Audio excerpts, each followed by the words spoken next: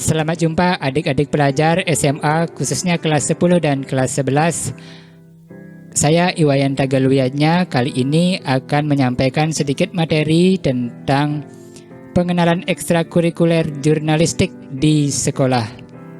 Mungkin ada yang beranggapan bahwa yang mengikuti ekstra jurnalistik itu adalah bagi orang-orang yang pintar wawancara ataupun hanya bagi orang-orang yang berminat bekerja di ataupun berkecimpung di sektor media. Tidak selalu. Nah, apa dan bagaimana ekstra jurnalistik di sekolah itu?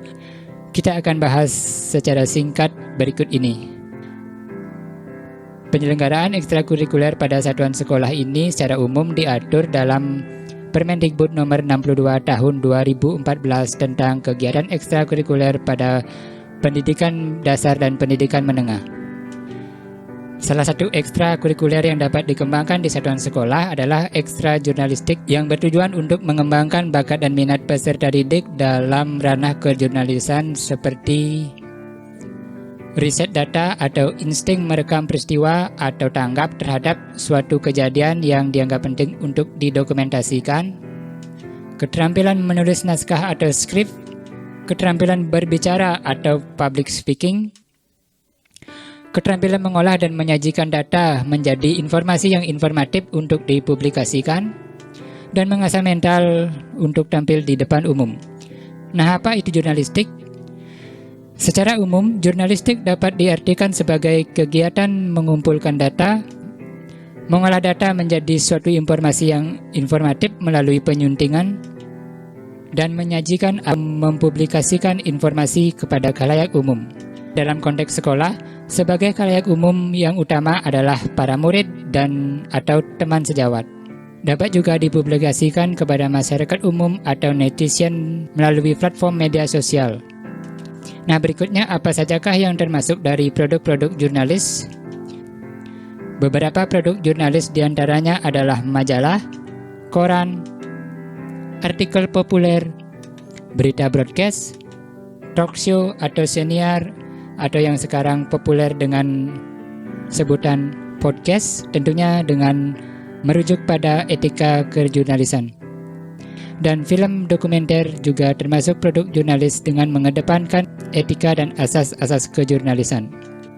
Majalah adalah suatu bentuk publikasi periodik yang berisi artikel, berita, dan informasi tentang topik tertentu seperti pendidikan, ekonomi, olahraga, kesehatan, atau gaya hidup, dan lainnya. Dalam skup kecil di sekolah, ada majalah dinding yang familiar disingkat mading. Koran adalah suatu bentuk publikasi periodik yang berisi artikel, berita, dan informasi terkini baik lokal maupun internasional. Koran dalam era digitalisasi seperti sekarang ini juga bertransformasi ke dalam bentuk digital atau portal web online. Artikel populer adalah rangkuman dari suatu artikel ilmiah atau riset-riset tertentu yang disampaikan dalam bahasa ringan sehingga dapat dipahami dengan mudah oleh masyarakat umum.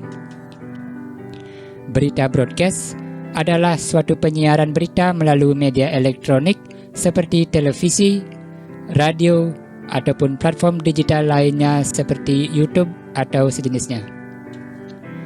Talk show atau siniar atau sekarang familiar dengan istilah podcast adalah format acara dalam bentuk gelar bicara atau perbincangan antara dua orang atau lebih, beberapa narasumber yang berkompeten dalam topik tertentu dan dipandu oleh presenter. Film dokumenter adalah jenis film yang menyajikan informasi faktual tentang topik tertentu, peristiwa, ataupun objek tertentu secara akurat dan kredibel.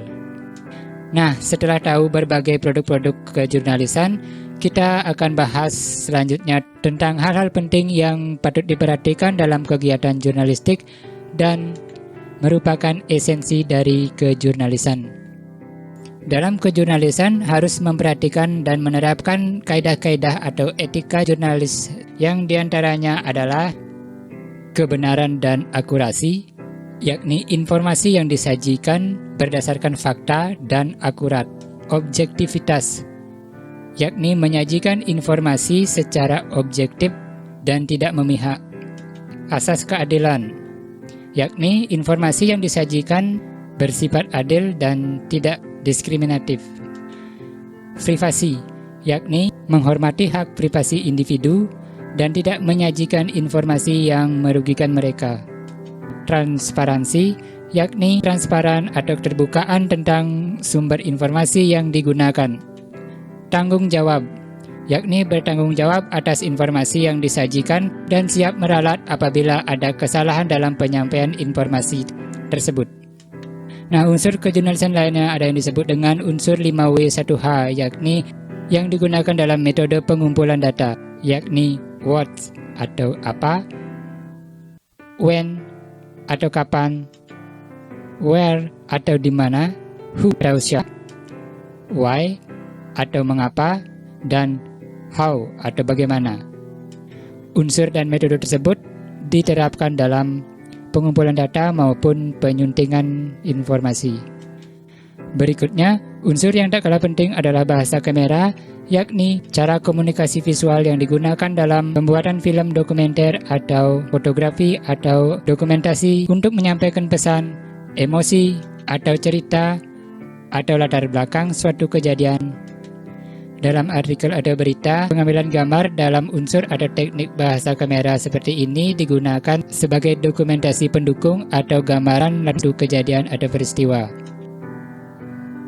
Yang terakhir, yang tak kalah penting juga dalam ranah kejurnalisan adalah dalam penulisan, yakni menggunakan struktur piramida terbalik, yakni struktur penulisan yang menempatkan informasi paling penting di awal, kemudian baru diikuti dengan informasi pendukung lainnya. Struktur piramida terbalik ini biasanya terdiri dari pembuka, yakni informasi paling penting dan yang dapat menarik perhatian pemirsa atau pembaca. Tubuh berita, yakni bagian yang menyajikan detail berita atau informasi pendukung lainnya yang berkaitan dengan topik yang dibahas. Penutup, yakni bagian yang menyajikan kesimpulan atau ringkasan dari suatu berita. Nah, manfaat dari struktur penulisan piramida terbalik dalam kejurnalisan ini, selain untuk menarik perhatian pemirsa atau pembaca, juga untuk memudahkan redaktur dalam memotong bila ada perubahan durasi atau panjang berita, sehingga direktur tinggal memotong naskah dari bagian paling akhir dan tidak akan mengurangi inti dari berita. Nah, pastinya akan seru dan menambah wawasan kalian apabila langsung terlibat dalam kegiatan ekstra kejurnalisan atau ekstra jurnalistik ini. Tapi, apa sajakah manfaat keterampilan kejurnalisan dalam kehidupan sehari-hari? Tidak mesti menjadi wartawan.